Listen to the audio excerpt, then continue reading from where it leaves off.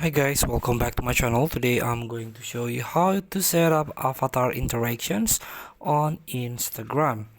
So if you create your avatar in Meta first, Facebook and Instagram, you can set up the interactions.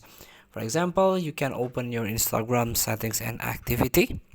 You can access your profile, tap restart at the top of your screen to open settings and activity. You can scroll down and you can tap on avatar interactions.